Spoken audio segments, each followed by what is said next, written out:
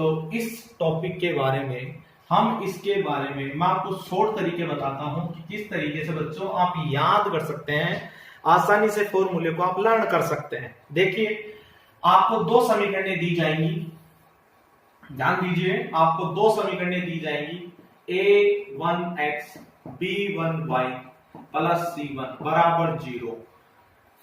ये पहली रेखा दी गई है L1, दूसरी a2x plus b2y plus c2 बराबर 0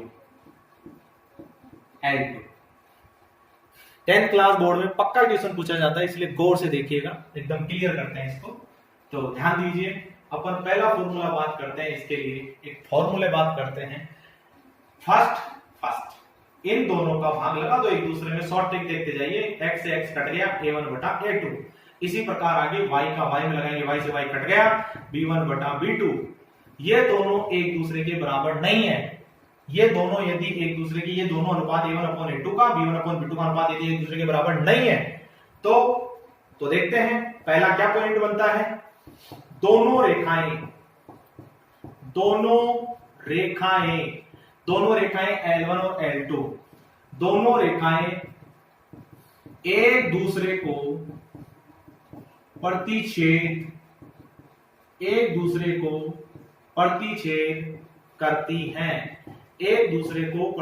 करती हैं, क्लियर। ध्यान दीजिए कैसे प्रतिच्छेद करेंगी, जैसे ये x अक्ष है, ये y अक्ष है, यहां से कोई रेखा गुजर रही है, एक लाइन जा रही है L1, दूसरी लाइन जा रही है L2। इस प्रकार एक दूसरे को किसी बिंदु O पे या किसी बिंदु P पे एक दूसरे को प्रतिच्छेद करेंगी, क्लियर। दूसरी बात, हल, जो इसके हल होंगे दोनों समीकरणों के अद्वितीय हल होंगे, अद्वितीय मतलब स्पेशल हल आएंगे, अद्वितीय हल होंगे।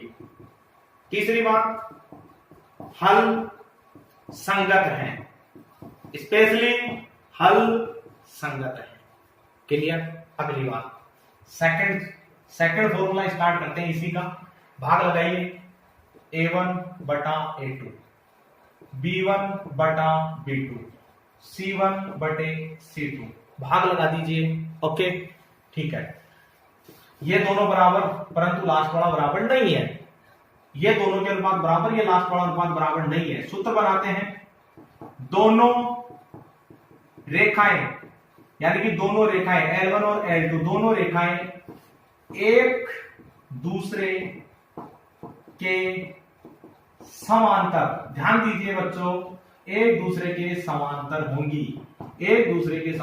होंगी, तो देखिए x अक्ष और y अक्ष में फिर से लेते हैं, तो देखिए ये रेखा कोई ऐसे जा रही है, ये रेखा ऐसे जा रही है, दोनों एक दूसरे के समांतर होंगी। समझ में आया? आगे बढ़ते हैं, तो समांतर होंगी। दूसरी बात, यहां पे समीकरणों के कोई हल नहीं है, कोई समीकरण के हल नहीं है, तो तीसरी बात आती है कि हल जो होंगे वो असंगत होंगे, हल जो है वो असंगत हल है, क्लियर। आगे बात करते हैं बच्चों, तीसरी बात, तीसरा फॉर्मूला यहीं पे बहुत अच्छा है, a1 अपॉन a2 बराबर b1 अपॉन b2 बराबर c1 अपॉन c2, तीनों एक दूसरे के बराबर हैं।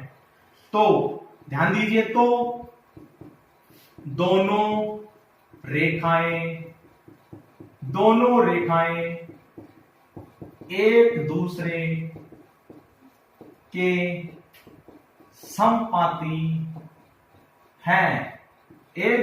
समपाती हैं, ध्यान से देखते हुए चाहिए। समपाती का मतलब हो गया, एक रेखा के ऊपर दूसरी रेखा चलेगी या एक रेखा के साथ दूसरी रेखा चलती रहेगी, दोनों रेखाएं साथ साथ चलेंगी। तो यहां पे हल जो है अनेक हल है, यानी कि समीकरणों के अनेक हल होंगे, तो यहां पे जो हल है वो संगत हल है। और यहां पे देखिए, ये x अक्ष, ये y अक्ष, रेखा कैसे भी जा सकती है, जैसे L1 रेखा ऐसे जा रही है तो L2 भी इसी के साथ चल रही है, या इसके ऊपर समान रूप से एक दूसरे के ऊपर चलती रहेंगी एक दूसरे के साथ, तो ये समपाती हो गई, क्लियर। तो एक बार हम वापस रिपीट कर लेते हैं, ध्यान से देखिए, एकदम clear. a1x plus b1y plus c1 बराबर 0 रेखा दी हुई है, दूसरी रेखा ये दी हुई है। यदि इसको इसका भाग लगाते हुए ये दोनों बराबर नहीं है तो रेखाएं एक दूसरे को प्रतिच्छेद करेंगी, हल अद्वितीय होंगे, हल संगत होंगे। ओके, अगली बात, इधर यदि दोनों पहले वाले अनुपात बराबर है, लास्ट वाला बराबर नहीं है, तो एक दूसरे के समांतर होंगी रेखाएं, कोई हल नहीं होगा और हल जो है असंगत होंगी।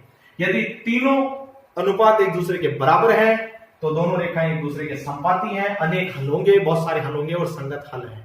तो हमें ये सारे काम आएंगे आलेखीय विधि में, ग्राफीय विधि में और अपने चौथे यूनिट में। 10th क्लास के लिए बहुत इंपॉर्टेंट टॉपिक होता है ये।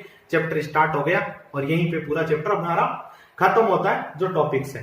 क्लियर? तो आपको अच्छा लगा होगा तो share and subscribe this video and like this. Okay, thank you.